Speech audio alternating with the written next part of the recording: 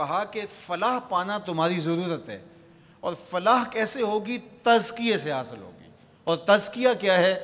تزکیہ تمہارے باطن کی ستھرائی کا نام ہے، اندر کی پاکیزگی کا نام ہے، تمہارے دامن کی عفت کا نام ہے، تمہارے خیالوں اور سوچوں کی طہارت کا نام ہے، تمہارے طرز معاشرت کی خوبصورتی کا نام ہے، تمہارے انداز حیات کی ندرت کا نام ہے، تمہاری زندگی کا جمال تزکیہ ہے، خوبصورتی تزکیہ ہے۔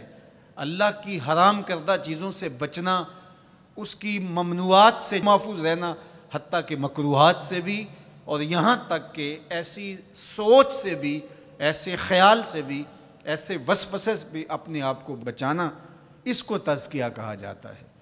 اور اللہ تعالیٰ جل شانہ نے یہاں ارشاد فرمایا قد افلح من تزکا، جس نے اپنے اندر کو ستھرا کر لیا۔ باہر تو مل مل کے سارے ہی دھوتے ہیں، لباس پہ بھی سلوٹ نہیں پڑنے دیتے، اور اپنے بدن پہ ایک ریزہ مٹی کا بھی پڑ جائے تو وہ بھی جھاڑتے ہیں۔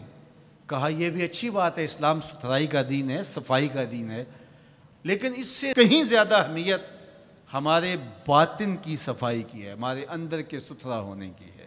تزکیہ مقصود ہے۔ اب یہ تزکیہ کس طرح ہم حاصل کریں؟ ایک تو اسی آیت کریمہ میں ارشاد فرمایا فَذَكَرَ اسْمَ رَبِّهِ، اپنے رب کا نام ذکر کیا، نام پکارا، یعنی ذکر الہی یہ حصول تزکیہ کا سبب ہوا۔ فصلہ، اور دوسری بات ارشاد فرمائی نماز۔ تو یہ تزکیے کا نتیجہ بھی ہے کہ جب اندر تزکیے کے نور سے مالا مال ہوگا تو پھر پیشانی سجدے میں ضرور جھکے گی، اللہ کی بندگی یہ بندے کا مزاج ہوگا۔ اور دوسرا یہ ہے کہ اگر یہ تم حاصل کرنا چاہو تو پھر تمہیں اس عمل سے بھی گزرنا پڑے گا، اور اللہ کا ذکر تمہارے اندر کے زنگ اتارے گا۔ تو جب دل کا زنگ اترا تو دل مزکہ ہو گیا، دل کو تزکیے کی دولت نصیب ہو گئی۔ اور دوسرے مقام پہ اللہ کے محبوب علیہ الصلوۃ والسلام نے دل کے زنگ اتارنے کا جو ایک نسخہ ارشاد فرمایا وہ یہ ہے کہ دل کا زنگ قرآن مجید کی تلاوت سے اترتا ہے۔ اب ذرا دیکھیے قرآن مجید میں بھی اس پر بڑی خوبصورتی کے ساتھ ارشاد فرمایا گیا۔ حضرت ابراہیم علیہ السلام کی جو دعا ہے ربنا وابعث فیہم رسولا، ابراہیم علیہ السلام اللہ کے گھر کی تعمیر کر چکنے کے بعد عرض گزار ہوتے ہیں کہ مالک تیرے گھر کی تعمیر کی، یقیناً تو اس کا بہتر صلہ عطا فرمائے گا، تو اپنی جناب سے جو اجر اور صلہ عطا فرمانا چاہتا ہے اس میں سے میری چاہت یہ ہے کہ تو وہ رسول برحق مبعوث کر دے جو ان پر تیری آیات کی تلاوت کرے۔ اور اس دعا کا ذکر اللہ تعالیٰ نے قرآن مجید میں کیا، اور جس مقام پہ دعا کی اس مقام کو بھی محفوظ رکھا۔ وَاتَّخِذُوا مِن مَّقَامِ إِبْرَاهِيمَ مُصَلَّى، کہا اس کو جائے نماز بنا لو۔ آپ نے حج یا عمرے کی سعادت پائی ہو تو وہاں مطاف سے تو ہر رکاوٹ اٹھائی جاتی ہے کہ طواف کرنے والوں کو کوئی دقت نہ ہو، اور یہاں یہ پتھر نصب کیا ہوا ہے، یا اللہ تیرے گھر کے سامنے یہ پتھر تو نے تو پتھروں سے دور ہٹایا تھا، لیکن اس پتھر کے نیڑے آ کے سجدہ کرنے کا کہا گیا۔ وَاتَّخِذُوا مِن مَّقَامِ إِبْرَاهِيمَ مُصَلَّى، طواف کر لیا، عمرہ کر لیا، حج کی سعادت پائی، طواف زیارت کر لیا، لیکن کہا کہ تمہارا طواف نہیں مانوں گا جب تک 2 رکعت یہاں نہیں پڑھو گے جہاں میرے یار کے قدم لگے۔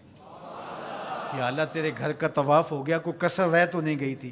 کہا محبت کی بولی جانتے ہو تو یار کا ڈیرا اچھا لگتا ہے، اتنی دیر تک تمہارا طواف ہی قبول نہیں جب تک یہاں ماتھا نہیں رگڑو گے جہاں میرے یار کے، میرے خلیل کے قدم لگے۔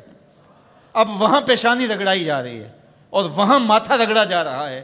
کہا یہ مقام ابراہیم ہے، یہ عزت کا مقام ہے، اس پتھر کے نیڑے لایا جا رہا ہے۔ وہ بھی پتھر ہے، کالے رنگ کا پتھر ہے، لیکن اس کو چومنے کی تلقین کی، ادب سے چوما جا رہا ہے، عقیدت سے چھوا جا رہا ہے، پیار سے دیکھا جا رہا ہے۔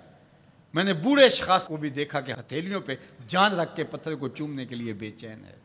اکلوتے بیٹے کو چومنے کے لیے ماں کی وہ تڑپ نہیں ہوتی جو اس پتھر کو چومنے کے لیے کلیجے کے اندر بے تابی اور ایک بے چینی اور اضطراب ہوتا ہے، مجھے ایک بوسہ میسر آ جائے۔ یہ تڑپ کیوں؟